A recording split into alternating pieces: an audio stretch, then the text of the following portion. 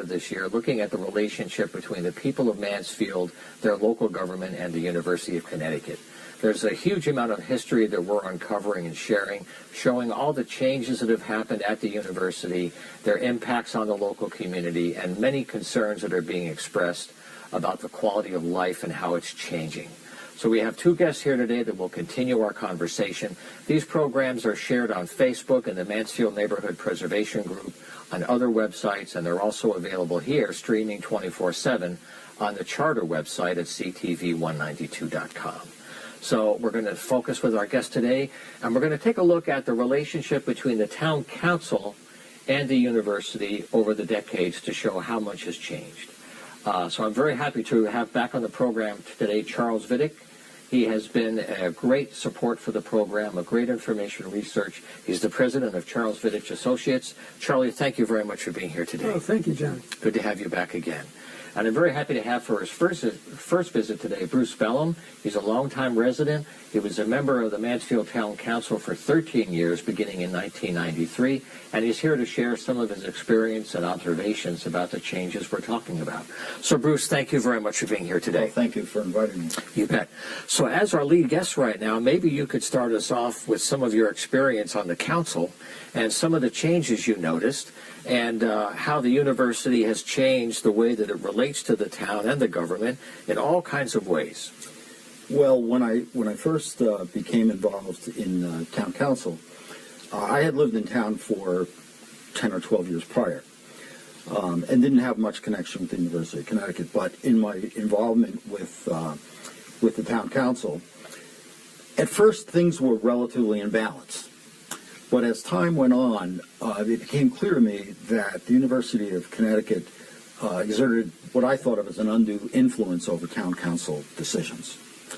And I found that some of the decisions that they were making at the university were driving town council decisions. There was always support from the council members, many of whom were former UConn either professors or employees.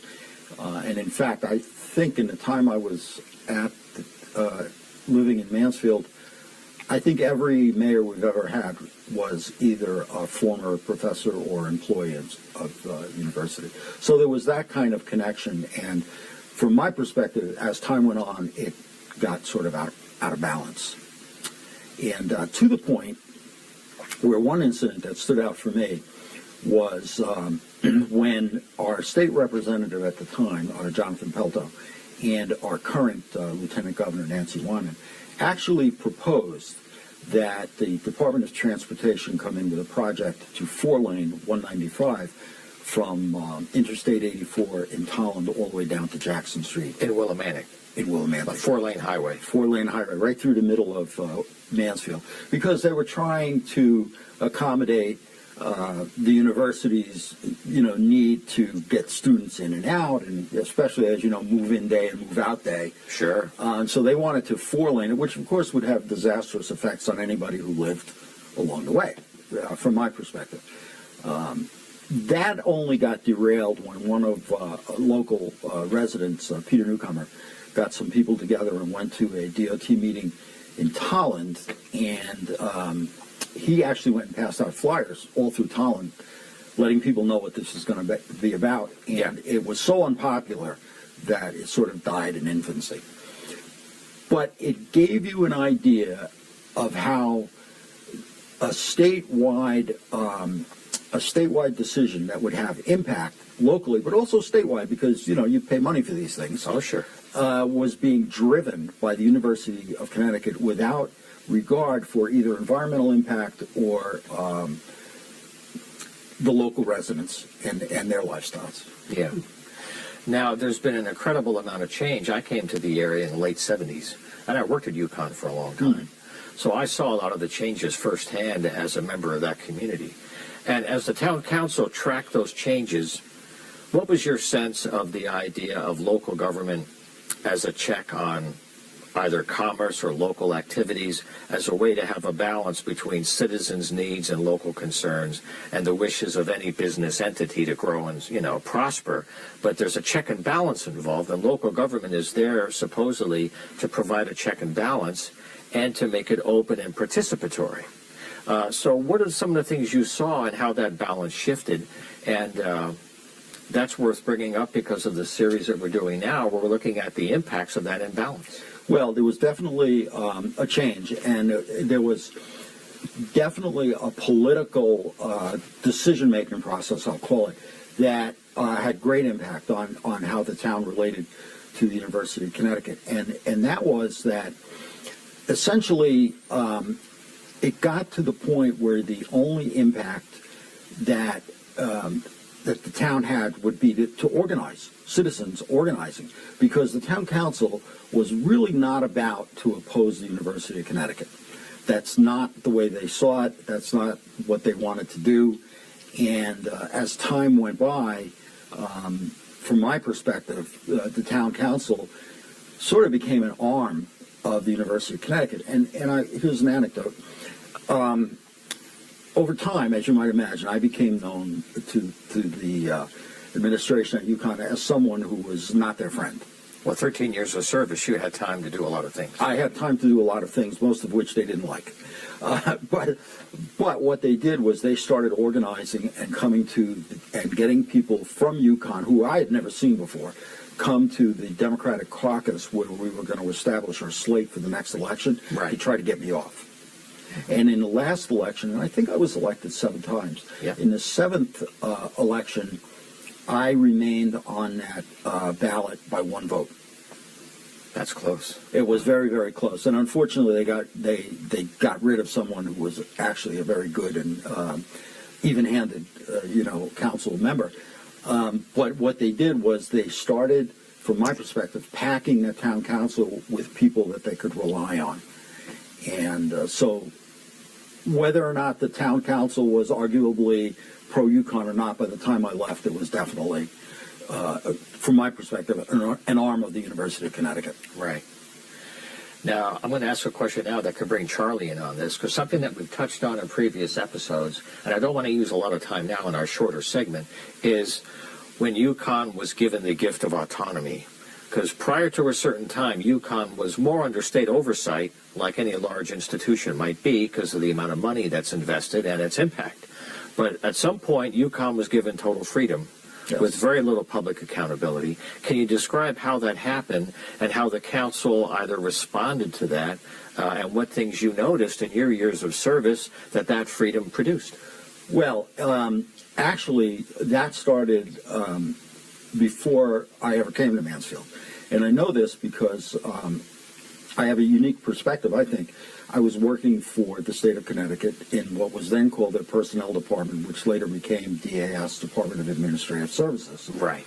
While I was there was an initiative by the University of Connecticut to get out from under the system by which the state filled positions throughout, all state employee positions. Job positions, right. Job positions.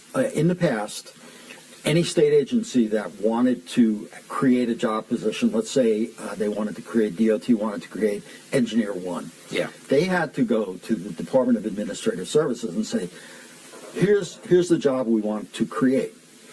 And DAS personnel official would look at this job and say, it meets the requirements of this job specification, we're going to let you use that position. But then they had to go to the Office of Policy and Management. And Office of Policy and Management says, okay, here you have this position, let's call it Engineer 1. Do you have enough money? We've got your budget, annual budget on file. We look at this, we look at what you spent. Yes, you have the money. So there was oversight both in the positions they created, how they used them, and whether or not they could afford to do that. Right. Back in, I want to say it was the late 70s, because I know I left the Hartford area in 79. The University of Connecticut was pushing to get out from under that system. They wanted complete autonomy. And what they wanted to do is they wanted to run the University of Connecticut as its own business, free of any other state interference. And eventually they got that. So by the time I got to Mansfield, and then by the time I got to the council, the University of Connecticut was basically its own little corporation. Right.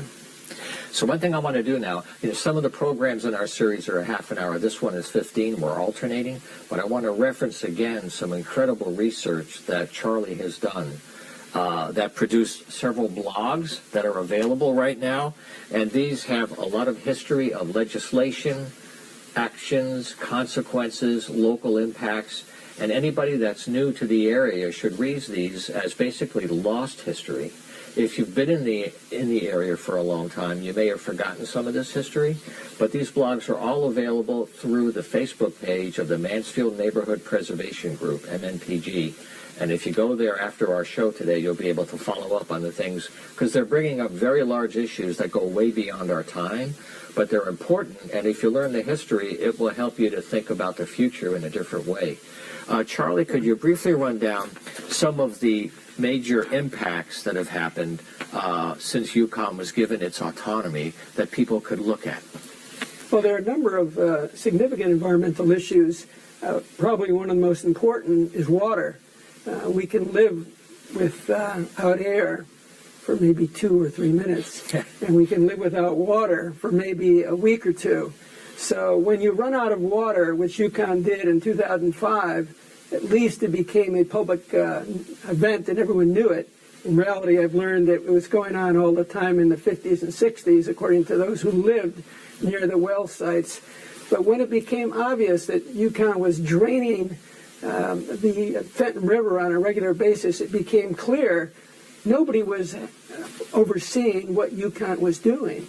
And this was a significant issue. So one major issue I've seen is a lack of oversight over environmental issues concerning what Yukon has been doing since the 60s and onwards. Right. That came to a head in 2005, which really led to realization that they needed more water, which led to more problems when they decided to go for a water diversion permit, which they got in 2013, despite a lot of people saying they really should look to conserve first. Now, they did put that in. They made conservation a stipulation of the permit. Right. And they've actually made some progress in reducing water consumption as a result of it. Yeah. But fundamentally, the issue is because they are a cozy sister agency to DEEP, the Department of Public Health, they already have an edge in terms of decision making because the politics, including the governor, who basically has stacked the deck with the Board of Trustees with members that are all appointed by him or his own cabinet, the decisions tend to always, by coincidence, one might say, turn out to favor those who are in power. So this is one of the big issues. So what's happened is we're dealing, as I've said before, with a so-called democracy at a municipal level, but in reality, the real power in Mansfield is not Mansfield. The democracy is actually run by an autocracy, which is the Board of Trustees, which is run by the governor of the state. So that's one example. But the other example, which is really probably one of the longest-lasting landfill closure projects in American history, is the chemical pit over by the landfill and chemical pit over by Hunting Lodge Road. That started in the 60s. And even earlier, and it's still going on. It'll go on for another 20 to 30 years. And the only reason that anything has happened positively is, to get to Bruce's point, is that it's not because of the town council or not by the university. It's because of individuals who banded together, who said, this is outrageous, we need to have something done. And this is what I've consistently found, looking at all the environmental issues. It's those outraged citizens who realize that nobody's looking out for their own interests unless they do it. Right. So we've had an enormous set of issues between the water, the chemical pits, and a variety of other issues with housing. Okay, so this kind of gives us an overview of this. Now, the university, since some of these problems surfaced, hired more environmental staff to try to do a better job. And what we'll do in our next program is take a look at what's happened since that time when the initial problems surfaced and they were addressed to some extent. New people were hired to do a better job. We'll take a look at that track record since those decisions were made, and we'll move forward and take a look at some of the current projects involving water in the town as well. But this is one of our shorter segments where we're trying to manage our conversation over time to allow continuity. You can watch the various episodes and try to put together a better picture of the history so you can think it through for yourself. So I want to thank Charlie for being here, and Bruce, thank you for your service to the town and for being here today. We'll look forward at some point to having you guys back again in the Thank future. you, John. Okay. Well, time always runs fast on the home front. We're always happy to have you with us each week, and we'll see you next time for another edition. Until then, happy Thanksgiving. Take care and be well.